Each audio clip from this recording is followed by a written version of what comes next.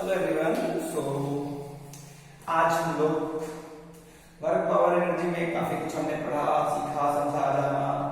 आज बच्चों कुछ नए टॉपिक की तरफ चलते हैं। नए टॉपिक की तरफ अगर हम चले तो आज किसकी तरफ हम लोग चलेंगे? तो बच्चों चलेंगे किसकी तरफ? Circular motion. किसकी तरफ चलेंगे बच्चों? ये एक छोटा सा नन्हा सा प्यारा सा टॉपिक है, बट अपने आप में काफी समेटे हुए है ना। सर्कुलर मोशन किसको बोलते हैं? यानी पार्टिकल किसमें घूम रहा है?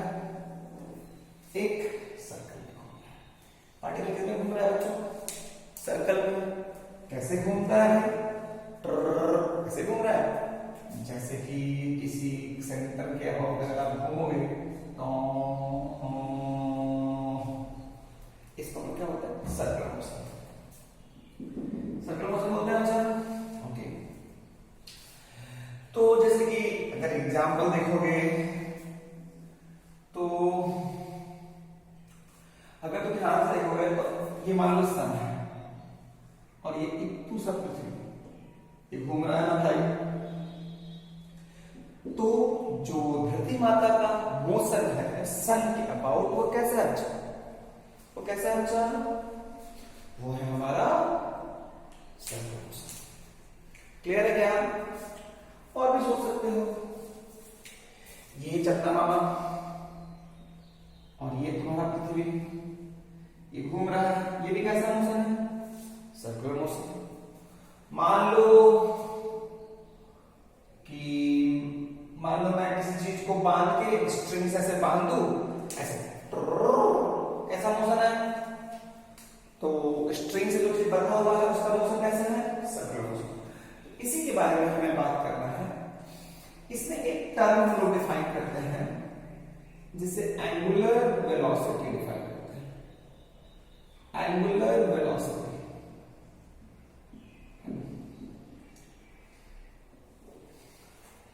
एंगुलर वेलोसिटी कैसे डिफाइन करते हैं? जैसे मान लो ये पार्टिकल यहां पे है, इसका सेंटर यहां है, ये थोड़ी देर में यहां आ गया तो ये कुछ घूमेगा ना भाई, थीटा। कितना घूमा बच्चों? थीटा। तो अगर ये थीटा घूमता है तो थीटा बाई टाइम, अगर यहां से यहां जाने में, अगर ए से बी जाने में अगर उसको टी टाइम लगा, if it has taken to reach from A to B, if it has reached from A to B in t second, then how much angle it has rotated? It has rotated theta angle. Then angular velocity is how much? Theta by time. Then angular velocity is how much? Theta by time. Clear है बच्चा? Clear है बच्चा? वैसे इसकी जरूरत कभी पड़ती नहीं है, फिर भी डिफाइन कर लो। ओमेगा, इसका सिंबल क्या है बच्चा? ओमेगा, है ना? ओमेगा, ओमेगा, है ना? Angle rotated per unit time. Angle का दो यूनिट होता है, एक तो डिग्री होता है, एक क्या होता है बच्चों? डिग्री। दूसरा क्या होता है बच्चों? रेडियन, है ना? दोनों में रिलेशन क्या है? डिग्री और रेडियन में रिलेशन क्या है बच्चा? 180 degree equal to how much? Pi radian. 180 degree equals to how much? Pi radian. Clear है ना बच्चों? तो जैसे कि 360 degree equal to how much radian? कोई बता सकता है? 360 degree equal to how much radian? पहला ऑप्शन है 2 पाई रेडियन, दूसरा ऑप्शन है पाई बाई 2 रेडियन, तीसरा ऑप्शन है पाई रेडियन, एंड चौथा ऑप्शन आप सबको पता है नन ऑफ दीज। क्या है बच्चों? None of these. क्या बता सकते हो आप लोग? क्या आप बता सकते हो? तो होता है 2 पाई, पाई बाई 2, पाई की कौन सा ऑप्शन सही है बच्चों? तो बेसिकली 2 पाई है ना। कभी कदार हम एंगुलर वेलोसिटी की चर्चा करेंगे, जरूरत पड़ेगी तो करेंगे, नहीं जरूरत पड़ेगी तो नहीं करेंगे।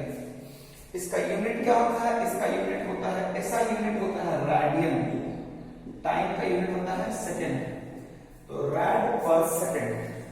Unit of angular velocity is radian पर सेकंड, इज व्हाट? रेडियन पर सेकंड। क्या मेरी बात क्लियर है बच्चों? क्या मेरी बात क्लियर है बच्चों? ओके, मिटा दूं मैं बच्चों। तो एंगुलर वेलोसिटी क्या होता है? Angle rotated per unit time. Angular velocity बोलो या एंगुलर स्पीड बोलो, 10 तक के बच्चों के लिए दोनों सेम होता है। सर्कुलर मोशन को दो पार्ट में क्लासिफाई करते हैं। एक को बोलते हैं यूनिफॉर्म सर्कुलर मोशन, एक को क्या बोलते हैं अच्छा? Uniform circular motion. दूसरे को क्या बोलते हैं अच्छा? Non uniform circular motion. Uniform circular motion किसको कहते हैं? Speed of particle remains constant,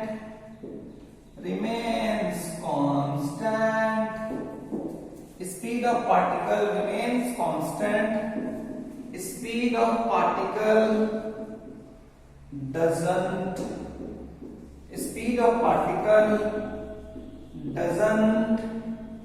remain constant. Speed of particle doesn't remain constant. Is it clear bro? Is it clear बच्चा? तो यूनिफॉर्म सर्कुलर मोशन किसको बोलते हैं? जिसमें पार्टिकल का स्पीड क्या होता है? Constant. Non uniform circular motion किसको बोलते हैं? जिसमें पार्टिकल का स्पीड क्या है?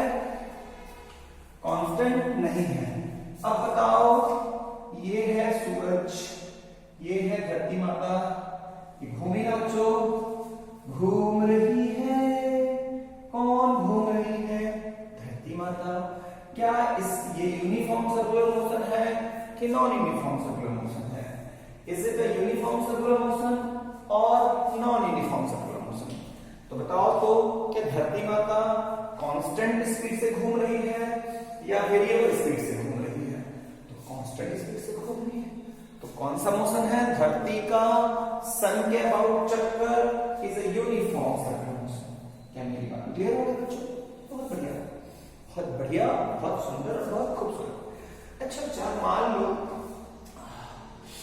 जैसे ये, मान लो ऐसा कोई ट्रैक है और कार घूम रही है, ठीक है? तुम लोग समझ सकते हो मेरा कार है ना?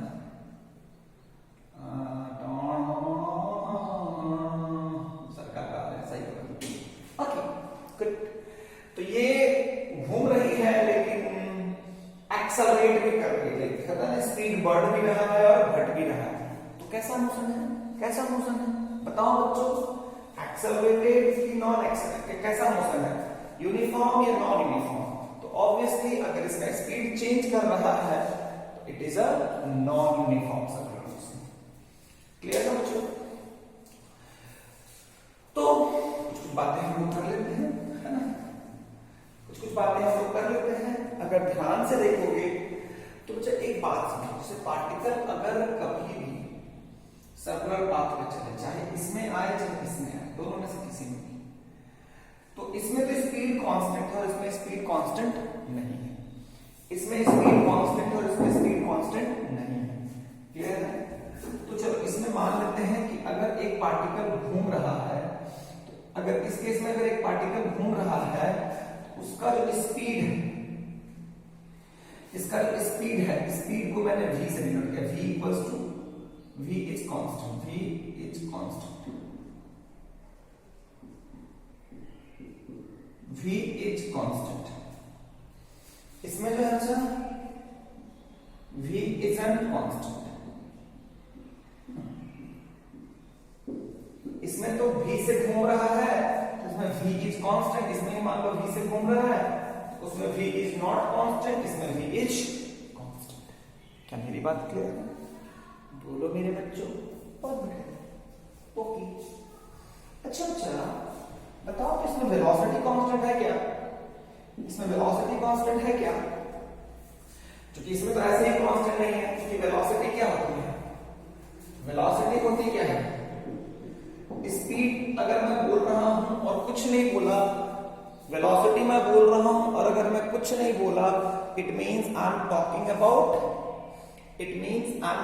अबाउट इंस्टेंटेनियस वेलोसिटी और instantaneous speed. If I am telling you velocity, if I am telling you speed, and if I am not saying anything, it means I am talking about instantaneous velocity and instantaneous speed. Am I clear बच्चों? Good. यो। अब बच्चों अगर मुझे कभी average की बात करनी होती है तो वहां पे मैं स्पेशली मैं मेंशन करता हूं कि yes, I am talking about average velocity. Now तो वेलोसिटी क्या होता है? वेलोसिटी जो होता है बच्चों वो क्या होता है? Speed plus direction. वेलोसिटी क्या होता है बच्चा? Speed plus direction. तो वेलोसिटी कांस्टेंट होने का मतलब क्या है बच्चों? अगर वेलोसिटी को कांस्टेंट होना है तो स्पीड को भी कांस्टेंट होना पड़ेगा एंड डायरेक्शन को भी कांस्टेंट होना पड़ेगा। तो यूनिफॉर्म सर्कुलर मोशन में क्या है? स्पीड कांस्टेंट है, यस। एक क्राइटेरिया को फुलफिल कर दिया। नॉन यूनिफॉर्म में तो स्पीड कांस्टेंट नहीं है, तो स्पीड कांस्टेंट ही नहीं है तो वेलोसिटी कांस्टेंट होने की बात नहीं आएगी, स्पीड ही कांस्टेंट नहीं है। बहुत बढ़िया। अच्छा यहां पे देखो तो क्या डायरेक्शन ऑफ वेलोसिटी कांस्टेंट है क्या? तो ये कैसा पाथ है? स्ट्रेट लाइन पाथ है या कर्व पाथ है? स्ट्रेट लाइन पाथ है या कर्व पाथ है?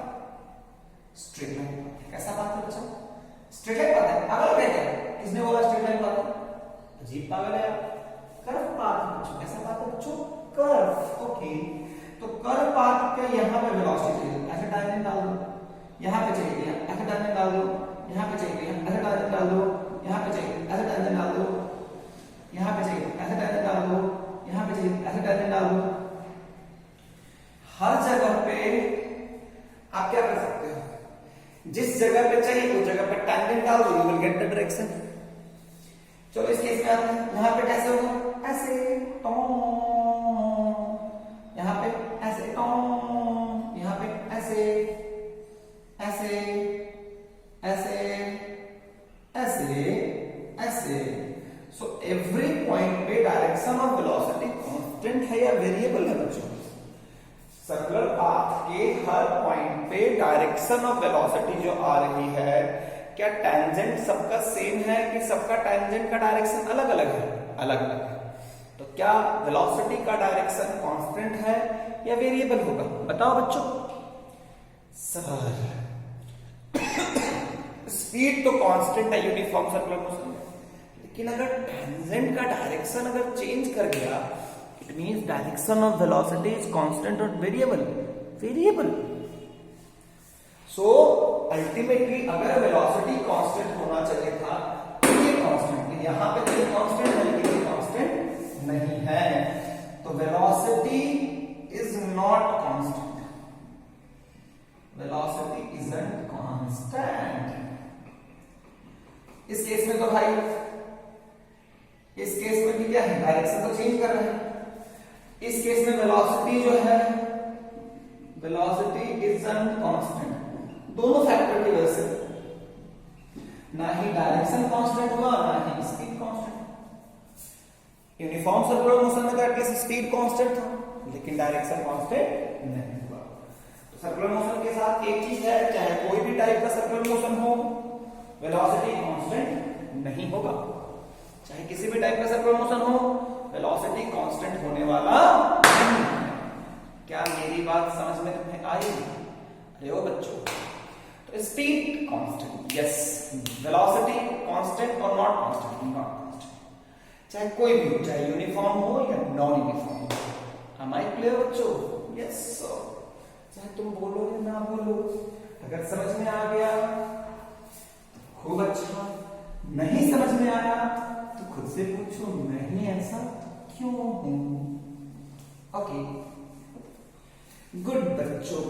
Very good, very good, very good, very good. Now अब अगर ध्यान से मैं समझूं तो वेलोसिटी कांस्टेंट नहीं है। अब अगर वेलोसिटी कांस्टेंट है तो एक्सेलरेशन क्या होता है सर? ये क्या होता है? Change in velocity by time, change in velocity by time. तो अगर मेरा कोई चीज कांस्टेंट नहीं होता है तो उसका चेंज जीरो नहीं होता है। अगर मान लो कोई भी चीज अगर कांस्टेंट नहीं है तो उसका चेंज मतलब फाइनल माइनस इनिशियल, क्या ये जीरो होगा या नॉन जीरो होगा? क्या ये जीरो होगा या नॉन जीरो होगा? Non zero. अगर मान लो कोई भी चीज अगर बदल रहा है, अगर वो बदल रहा है तो उसका चेंज होता है final minus initial, it will never be zero. तो एक्सेलरेशन को भी देखोगे तो सर्कुलर मोशन के केस में ए जो होता है वो जीरो होता नहीं। A is not equals to zero, A is not equals to zero. क्या मेरी बात क्लियर हो गई? तो चाहे यूनिफॉर्म सर्कुलर मोशन हो या नॉन यूनिफॉर्म सर्कुलर मोशन हो, दोनों ही केस में वेलोसिटी कांस्टेंट नहीं है ना?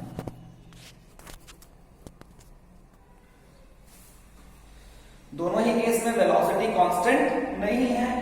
वेलोसिटी तो कांस्टेंट नहीं है,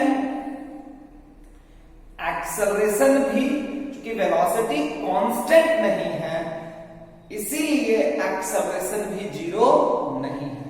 अगर कांस्टेंट वेलोसिटी होता है तभी एक्सेलरेशन जीरो होता है, तो एक्सेलरेशन जीरो नहीं। अभी तक की बात स्पीड हमने दोनों में जाना, uniform and non uniform. Speed क्या होता है? कांस्टेंट और वेरिएबल। यूनिफॉर्म में स्पीड क्या होता है बच्चों? कांस्टेंट। नॉन यूनिफॉर्म में स्पीड क्या होता है? वेरिएबल। वेलोसिटी को यूनिफॉर्म में क्या होता है? वेरिएबल। किस फैक्टर की वजह से वैरी करता है? स्पीड वाला या डायरेक्शन वाला? डायरेक्शन वाला। नॉन यूनिफॉर्म में क्यों वैरी करता है वेलोसिटी? स्पीड की वजह से कि डायरेक्शन की वजह से? दोनों की वजह से। एक्सेलरेशन क्या जीरो होता है क्या? नहीं, ना ही यूनिफॉर्म में और ना ही नॉन यूनिफॉर्म में। क्या आपको खूब समझ में आया? ओके, चलो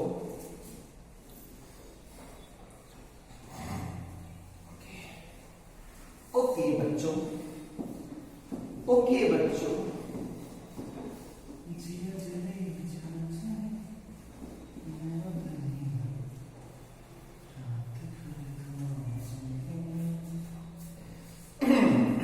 ओके आगे बढ़े बच्चों। बहुत बढ़िया। तुम लोग सोच रहे हो सर बहुत खुश है। हाँ, खुश तो मैं जरूर हूं क्योंकि आप लोगों के लिए सब्जेक्टिव टेस्ट आने वाला है। अब तो हम आपका सब्जेक्टिव टेस्ट भी लेंगे, ऑब्जेक्टिव टेस्ट भी लेंगे। अब असाइनमेंट का सबमिशन भी आपको करना होगा, तो आप समझ ही रहे हो कि हमारे लिए कितना खुशी की बात है। आगे बढ़ते हैं बच्चों, मुझे एक्सेलरेशन नॉन यूनिफॉर्म में जानना नहीं। आपके सिलेबस में अभी हम लोग करने वाले हैं चर्चा ऑन एक्सेलरेशन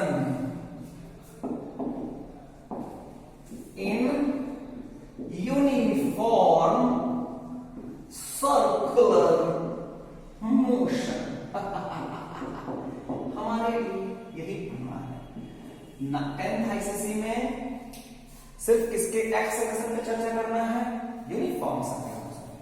तो मान लो ऐसे घूम रहा है, इसका प्रूफ भी होता है लेकिन मैं प्रूफ बताने वाला नहीं हूं, प्रूफ पढ़ना। तो एक्सेलरेशन जो होता है जब किधर होता है? टुवर्ड द सेंटर होता है। किधर होता है बच्चों? Toward the centre. इस पे मैं काफी सारी बातें कर सकता था,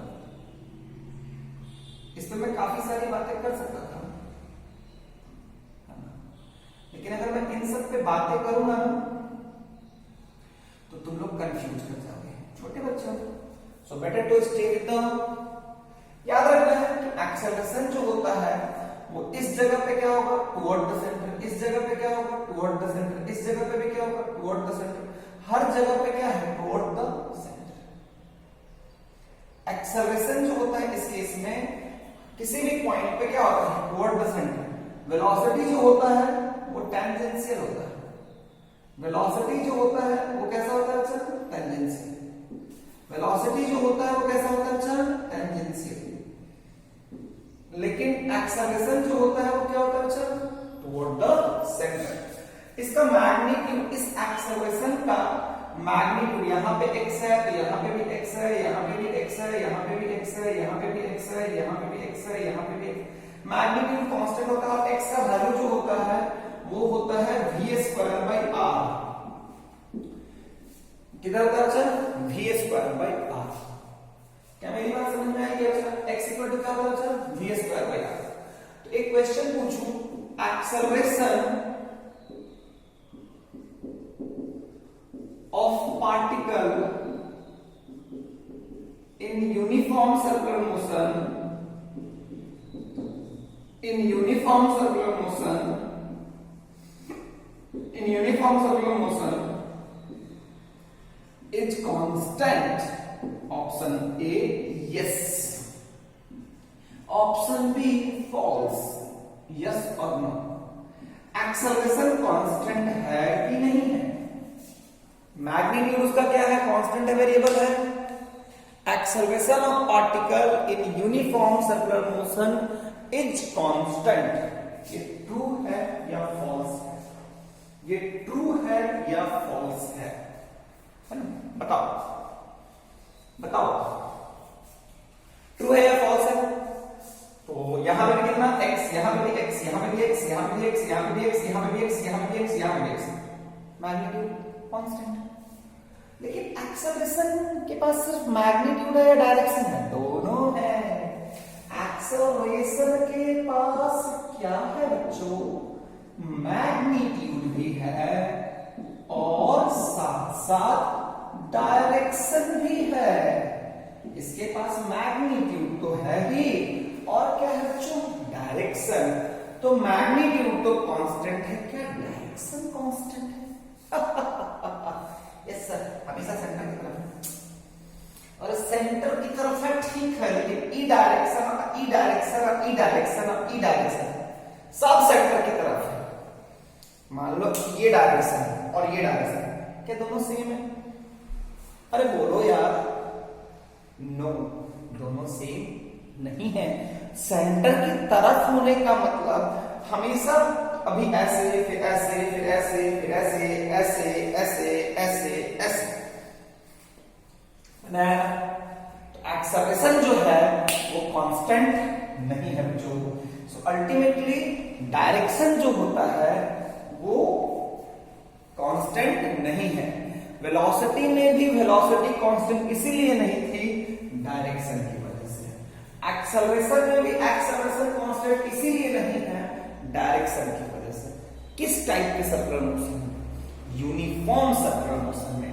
नॉन यूनिफॉर्म सर्कुलर मोशन की तो बात हम कर ही नहीं रहे हैं, कि वहां तो वेलोसिटी भी, वहां तो स्पीड भी वेरी करता है, डायरेक्शन भी वेरी करता है, तो इसीलिए वेलोसिटी वहां पे कांस्टेंट नहीं होती है और वहां पे एक्सेलरेशन के बारे में बात नहीं कर रहे हैं। आगे बढ़े, आगे बढ़े। ओके ओके, देखो जो तुम्हें एक बात बताऊं, एक बात सुनो, ये थोड़ा सा लॉजिकल भी था, ये थोड़ा सा लॉजिकल भी था। कैसे? देखो एक बात सोचो, मान लो एक पार्टिकल की वेलोसिटी ऐसे है। तुम सोचो कि तुम अगर ऐसे एक फोर्स लगाओगे, मान लो इसकी v वेक्टर ऐसे, इस पे अगर ऐसे एक तुम फोर्स लगा दोगे तो क्या इस फोर्स का इधर एक इफेक्ट होगा कि नहीं होगा? अगर मान लो ये वेलोसिटी ऐसे है और फोर्स ऐसे है, तो क्या इस केस में क्या होगा? फोर्स का इधर एक इफेक्ट है तो v क्या हो जाएगा, स्पीड क्या हो जाएगा, बढ़ जाएगा। इस केस में क्या है, v है और f है, इस फोर्स का एक इधर इफेक्ट होगा कि नहीं होगा? होगा। इस केस में स्पीड क्या हो जाएगा, घट जाएगा, है ना? तो इस केस में भी अगर मान लो obtuse velocity and net force के बीच में and acute angle velocity and force के बीच में है तो स्पीड क्या होगा, बढ़ेगा, वेलोसिटी क्या होगा, बढ़ेगा। और अगर एक ऑब्ट्यूज एंगल है तो वेलोसिटी क्या होगा, घटेगा। लेकिन अगर यूनिफॉर्म सर्कुलर मोशन में देखो, यूनिफॉर्म सर्कुलर मोशन में देखो तो ना ही स्पीड बढ़ रहा है ना ही स्पीड घट रहा है। मैंने सिर्फ इसकी बात की है कि इस अगर एक नेट फोर्स जो है वो वेलोसिटी से अगर एक्यूट एंगल बना ले तो देखो, तो इस अगर तुम ऐसे करोगे तो ये स्पीड क्या होगा, बढ़ा देगा। मान लो अगर कोई चीज ऐसे जा रहा है और ऐसे खींचे तो अब इसकी स्पीड बढ़ जाएगी। अगर कोई ऐसे जा रहा है और ऐसे खींचोगे, भले ही उल्टा नहीं खींच रहे लेकिन अगर ऐसे खींच रहे हैं तो स्पीड क्या हो जाएगा, घट जाएगा। सिर्फ एक ही पॉसिबिलिटी बचती है जहां पे, देखो मैं डायरेक्शन की बात नहीं कर रहा हूं, I am not talking about the direction, I am just talking about what, I am just talking about the speed.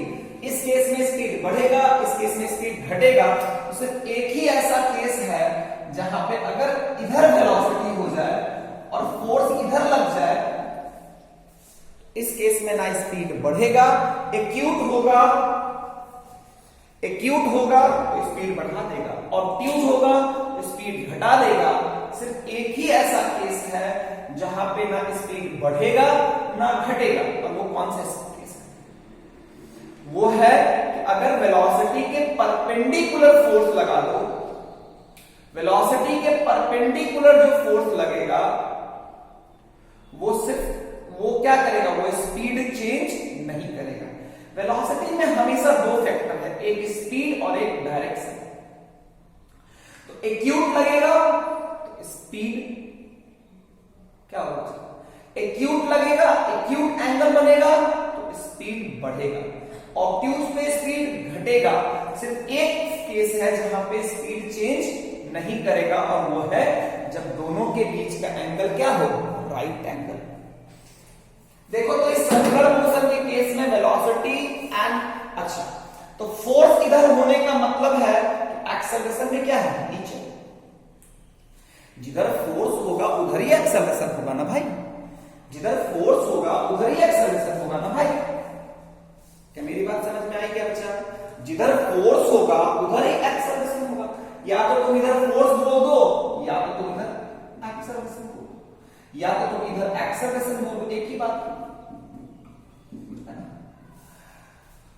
तो अगर वेलोसिटी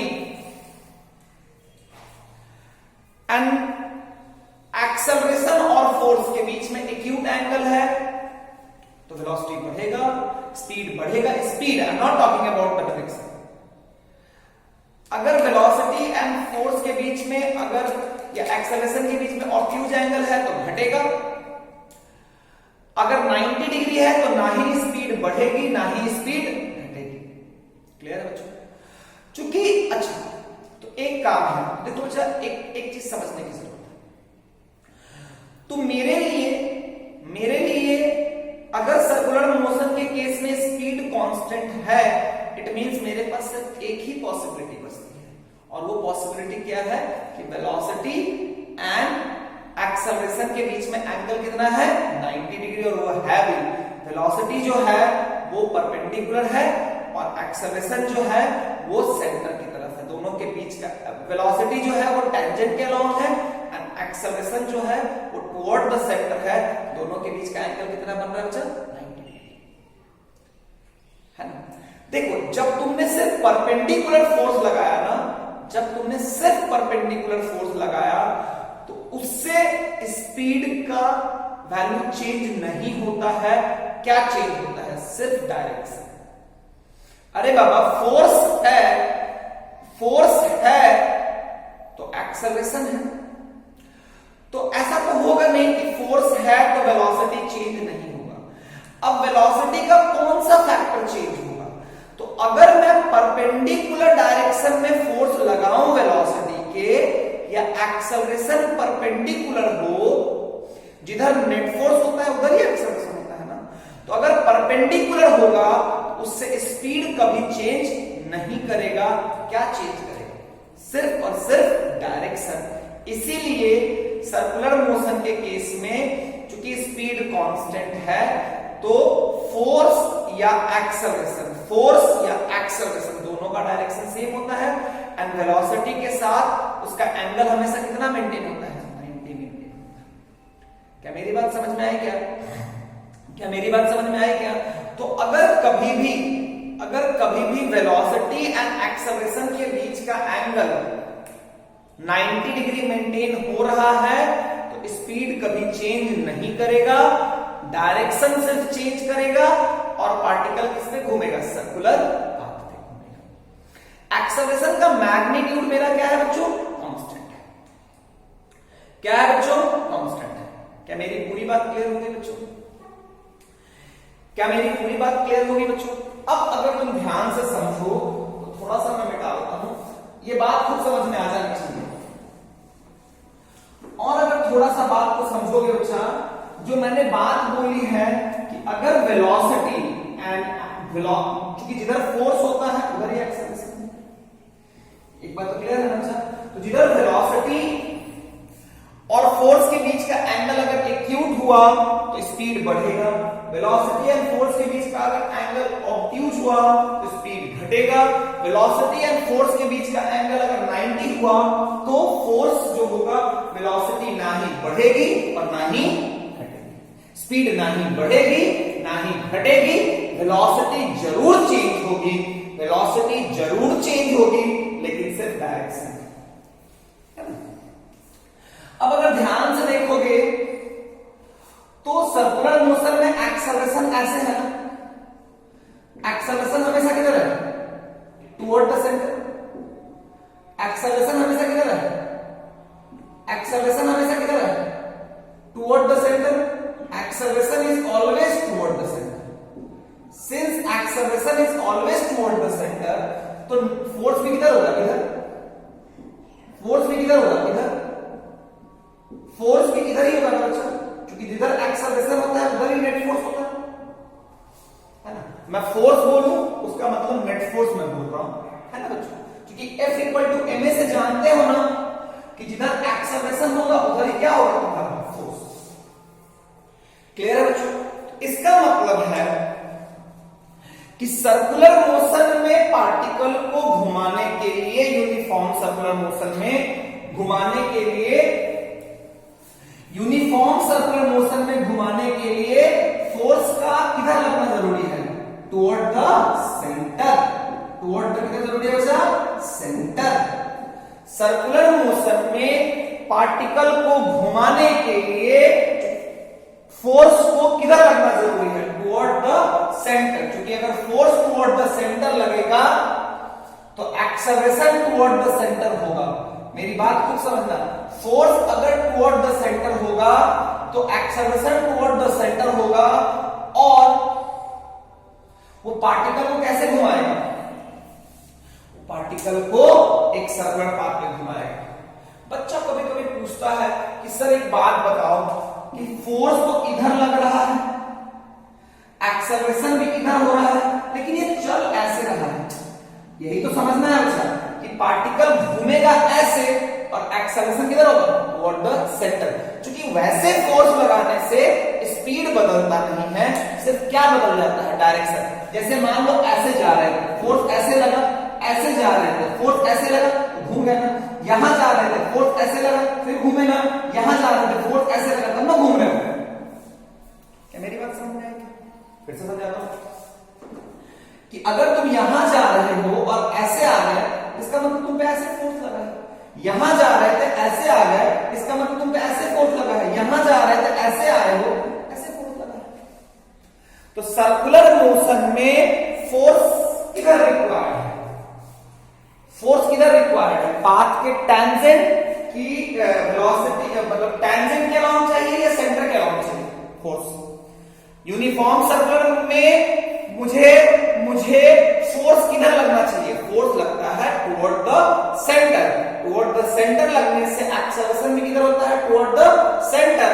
सेंटर की तरफ अगर एक्सेलरेशन हो जाएगा तो वो वेलोसिटी का सिर्फ और सिर्फ डायरेक्शन चेंज करता चला जाएगा। क्या मेरी बात क्लियर हो गई बच्चा? देखो जिस केस में तुम्हें सर्कुलर मोशन दिखाई फिर वो फोर्स दिखाई देगा। फॉर एग्जाम्पल जैसे मान लो ये मान लो सन है और ये अर्थ है, घूम रहा है ना, कौन सा क्या यहाँ पे फोर्स है कि नहीं है? सन अर्थ की वेलोसिटी ऐसे है, देखो फोर्स है कि नहीं है? दोनों के बीच में कैसा फोर्स लग रहा है? Gravitational force. ग्रेविटेशनल फोर्स कैसे लगता है? टुवर्ड दोनों के लाइन ज्वाइनिंग के लॉन्ग में ग्रेविटेशनल फोर्स कैसे लगता है?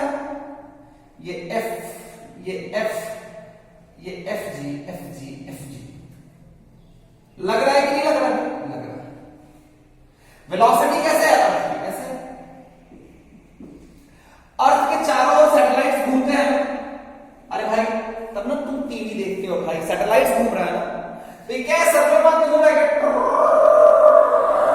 घुमाना, घुमा। वेलोसिटी ऐसे है ना? हाँ। वेलोसिटी ऐसे है ना? हाँ। वेलोसिटी ऐसे है ना? हाँ।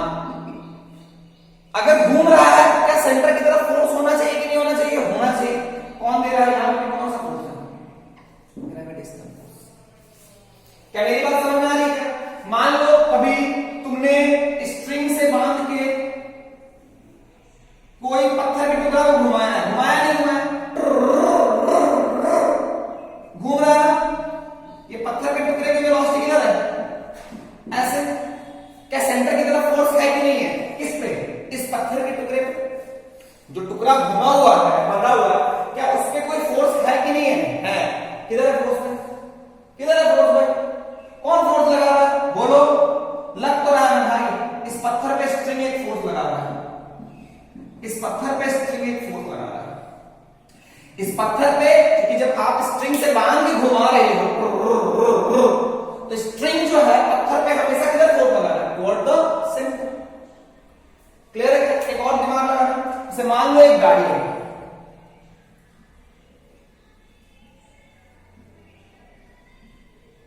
मान लो ये एक सर्कुलर पाथ ट्रैक पे घूम रहा है, वेलोसिटी क्या है? वेलोसिटी क्या है? टेंजेंट। क्या सेंटर की तरफ फोर्स लग रहा है कि नहीं लग रहा है? लग रहा है तो कौन लगा रहा है? लग रहा है तो कौन लगा रहा है? अरे बोलो। अरे लग रहा है तो कौन लगा रहा है? लग रहा है। ये जो फोर्स लगा ना, ये फोर्स लग रहा है, और ये फोर्स क्या है? Friction force. कौन सा फोर्स है बच्चा? फ्रिक्शन। वो जो घूम रहा है ना, तो फ्रिक्शन फोर्स किधर लग रहा है? Toward the centre, toward the centre. तो सर्कुलर मोशन में, अगर यूनिफॉर्म सर्कुलर मोशन में कभी भी तुम्हें कोई पार्टिकल दिख जाए, समझ जाना कि सेंटर पे जरूर कोई ना कोई फोर्स लग रहा है। क्योंकि अगर सर्कुलर मोशन में है तो एक्सेलरेशन किधर होगा? Toward the centre. जिधर एक्सेलरेशन होगा उधर ही फोर्स होगा, यानी जरूर नेट फोर्स किधर लग रहा है? सेंटर की तरफ। चाहे अर्थ का सन के अबाउट घूमने में सेंटर की तरफ फोर्स कौन दिया? Gravitational force. सैटेलाइट का अर्थ के अबाउट घूमने में सेंटर की तरफ फोर्स कौन दिया? देखो उसका डायरेक्शन हर पॉइंट पे चेंज हो रहा है, हर पॉइंट पे डायरेक्शन ऑफ फोर्स चेंज कर रहा है। कौन दिया बच्चा? अर्थ। अर्थ जो है ना ग्रेविटेशनल फोर्स लगा। स्ट्रिंग को बांध के घुमाए तो हमेशा फोर्स लग रहा है ना, कौन दिया है? स्ट्रिंग। अर्थ अगर गाड़ी अगर घूम रही है ग्राउंड के चारों ओर, तो वहां पे भी सेंटर की तरफ फोर्स लगेगा, और वो कौन देगा? अर्थ देगा, सरफेस देगा, किधर की ओर? Toward the centre. क्या मेरी बात समझ में आई क्या बच्चा? तो सर्कुलर, मेरी बात समझना, लिखना इस चीज को, ध्यान समझना। सर्कुलर पाथ पे घूमने के लिए you need a force toward the centre. It is the required thing. ठीक है ना? अगर सर्कुलर, यूनिफॉर्म सर्कुलर मोशन में अगर कभी भी तुम्हें कोई चीज को घुमाना है, अगर कोई चीज को घुमाना है तो टुवर्ड द सेंटर फोर्स होना चाहिए, और अगर घूम रहा है तो फोर्स जरूर लग रहा है। दो अलग अलग बात है। घुमाना है तो लगाना पड़ेगा, और घूम रहा है तो जरूर लगेगा, कोई इसमें डाउट वाली बात नहीं है। क्योंकि सर्कुलर मोशन की जो एनालिसिस किए हैं उससे हमें ये बात क्लियर होती है कि एक्सेलरेशन किधर होगा? सेंटर की तरफ। वेलोसिटी किधर होगा? पाथ के टेंजेंट। एक्सेलरेशन सेंटर की तरफ होने के लिए नेट फोर्स का सेंटर की तरफ होना जरूरी है। तो आप एक लाइन लिख सकते हो, आप एक लाइन लिख सकते हो, और वो लाइन क्या है बच्चा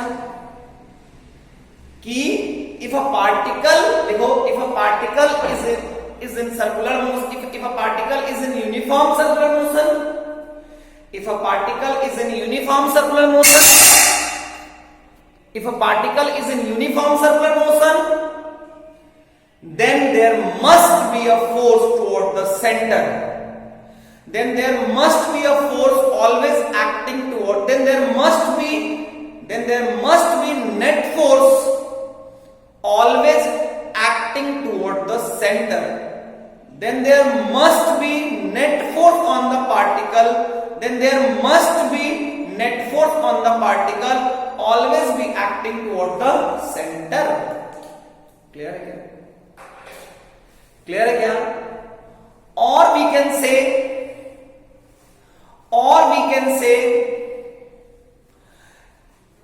कि to keep a particle in uniform circular motion, क्या ठीक है? समझ में आया ना बच्चा? लाइन समझ में आया ना कि यूनिफॉर्म सर्कुलर मोशन में है तो नेट फोर्स किधर होना चाहिए? यूनिफॉर्म सर्कुलर मोशन में है, यूनिफॉर्म सर्कुलर मोशन में है, यूनिफॉर्म सर्कुलर मोशन में है, यूनिफॉर्म सर्कुलर मोशन में है,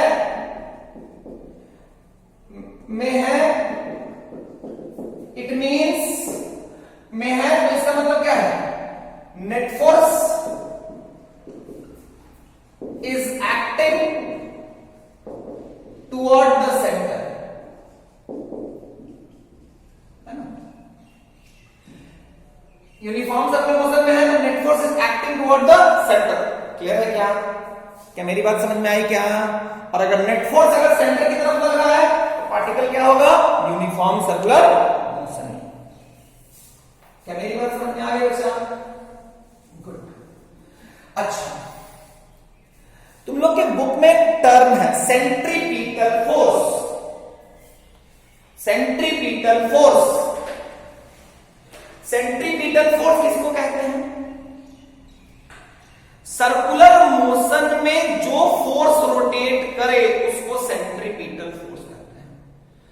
the force which will rotate the particle in circular motion, that force will be called centripetal force.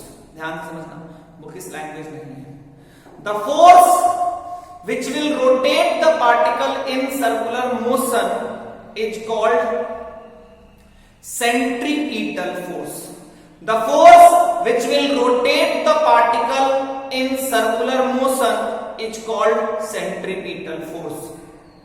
For example,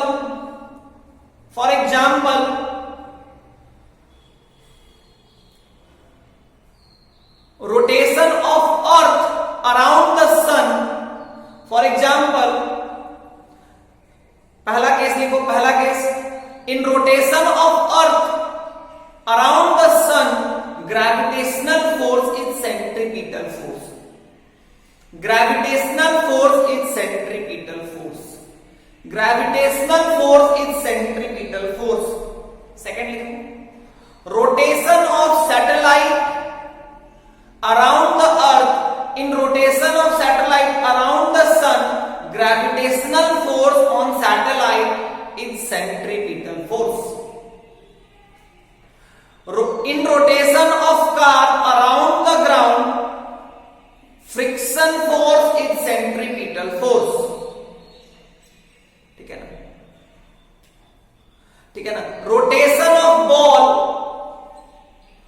when we have tied the ball with a string, tension force is centripetal force. Tension force is centripetal force. क्या मेरी बात समझ में आई क्या? तुम लोग डरना नहीं, ये सेंट्रीपिटल कौन सा फोर्स है भाई? अरे जो फोर्स सेंटर की तरफ लगेगा ना उसको सेंट्रीपिटल बोल सकते हैं. सर्कुलर मोशन के लिए जो भी फोर्स रिस्पॉन्सिबल होगा यूनिफॉर्म, मैं अभी जो भी बात कर रहा हूं सब यूनिफॉर्म सर्कुलर मोशन के लिए बात कर रहा हूं, नॉन यूनिफॉर्म के लिए मैं बात नहीं कर रहा हूं.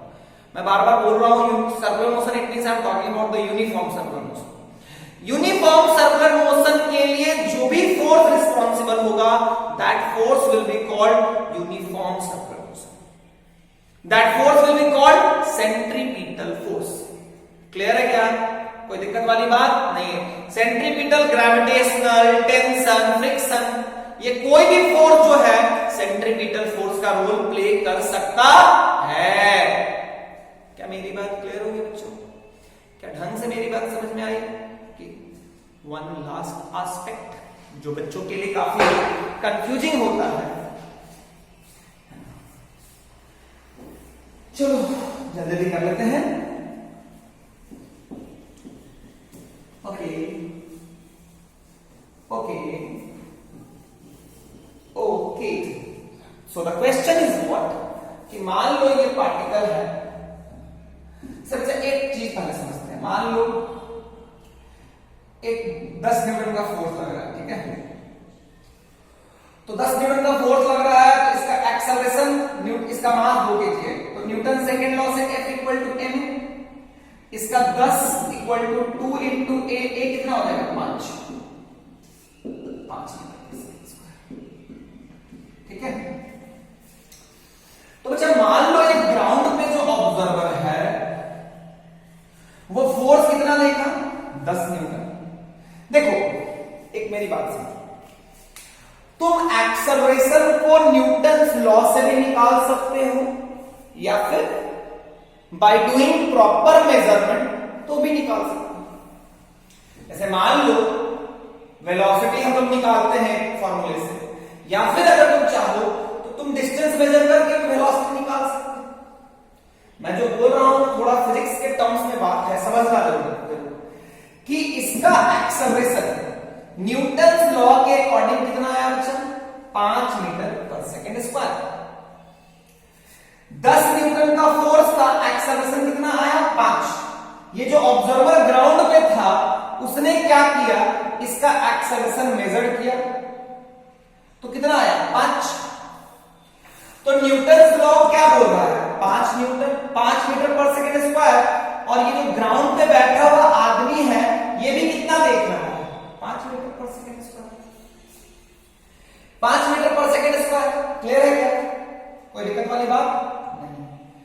ये जो ग्राउंड पे बैठा हुआ आदमी है, ये आदमी इस मास का एक्सेलरेशन कितना देखेगा? इस मास का एक्सेलरेशन 5 मीटर देखा।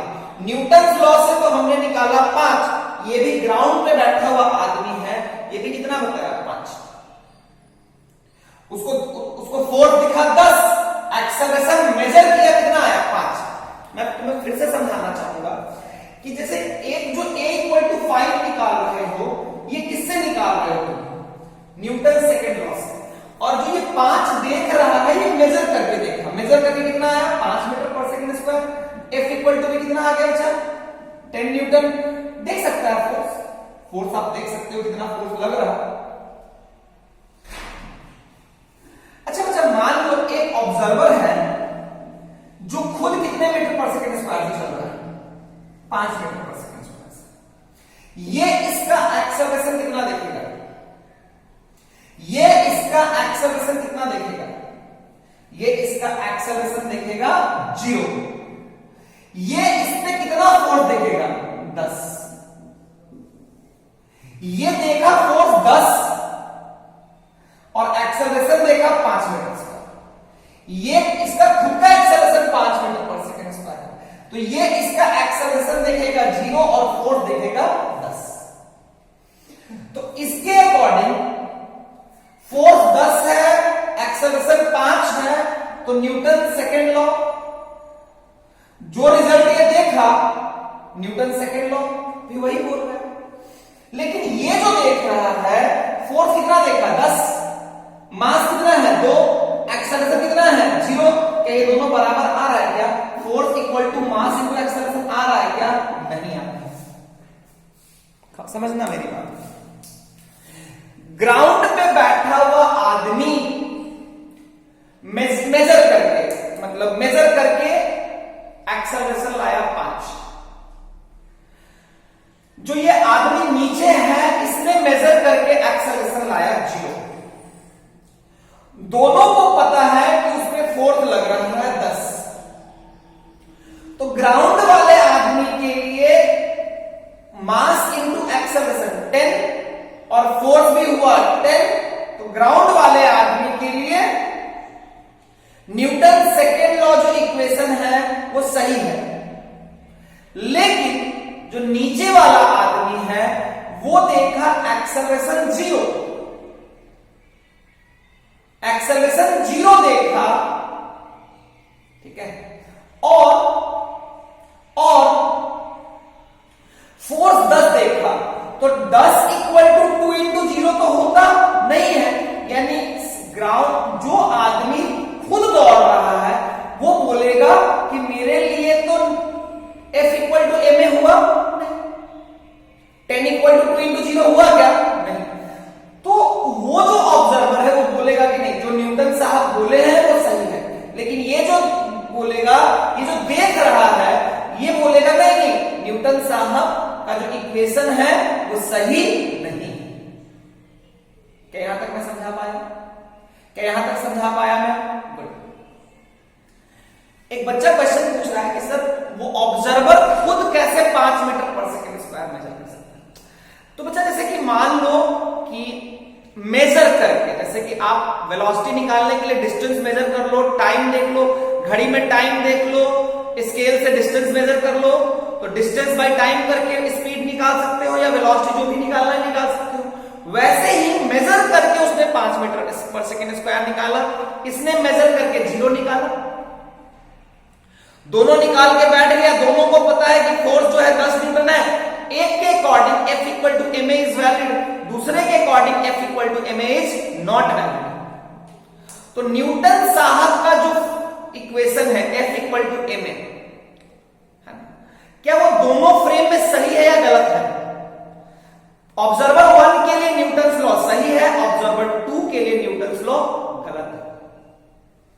तो यस, न्यूटन सेकेंड लॉ जो है वो वैसे ऑब्जर्वर के लिए सही नहीं है जो खुद एक्सेलरेट कर रहा हो। Newton second law is not valid when observer is itself accelerating. Newton's second law is not valid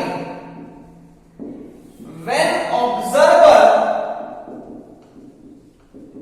is itself accelerating.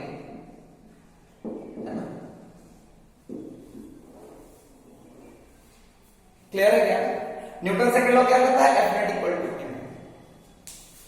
यानी अगर कोई ऑब्जर्वर खुद एक्सेलरेट कर रहा हो, अगर कोई ऑब्जर्वर खुद एक्सेलरेट कर रहा हो, अगर कोई ऑब्जर्वर खुद एक्सेलरेट कर रहा हो,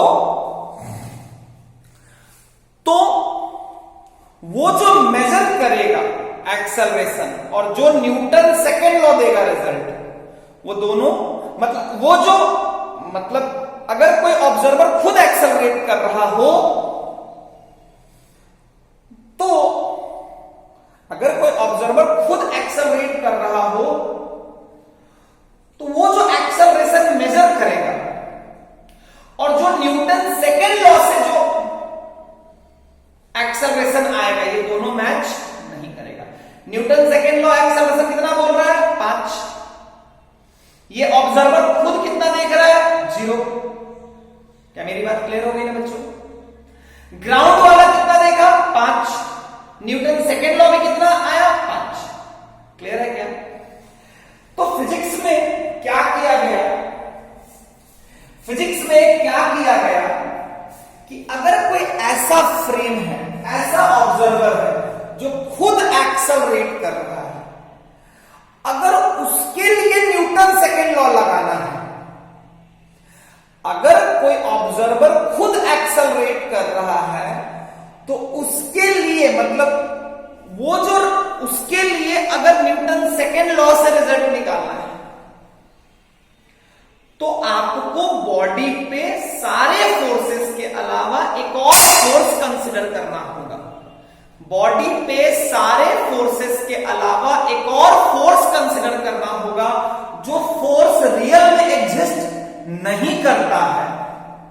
वो फोर्स हम दिखाएंगे इसीलिए ताकि जो रिजल्ट आए वो एक्सेलरेटिंग ऑब्जर्वर के लिए सही हो। मेरा कहने का मतलब क्या है, मैं तुम्हें फिर से बताता हूं कि अगर कोई ऑब्जर्वर खुद एक्सेलरेट कर रहा है तो वो जो एक्सेलरेशन देखेगा और न्यूटन सेकेंड लॉ से जो एक्सेलरेशन आएगा ये दोनों सही नहीं है। यानी न्यूटन सेकेंड लॉ जब न्यूटन सेकेंड लॉ जो रिजल्ट दे रहा है उस ऑब्जर्वर के लिए वो सही नहीं है। क्लियर है? मैं तुम लोगों को थोड़ा सा समझाता हूं, बात को खुद समझने की कोशिश करना। मैं क्या बोल रहा हूं कि जब मैंने इस पे 10 न्यूटन लगाया है ना, 10 न्यूटन लगाया और ये 5 मीटर पर सेकेंड स्क्वायर से एक्सेलरेट कर रहा है, तो ये ऑब्जर्वर इसका एक्सेलरेशन क्या देगा? 0। ये ऑब्जर्वर इसका एक्सेलरेशन कितना देगा? 0। न्यूटन सेकेंड लॉ क्या बोलता है? F equal to ma।